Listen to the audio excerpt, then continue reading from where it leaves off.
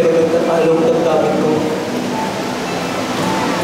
Ang nangingibabaw ay galit at hinanakit.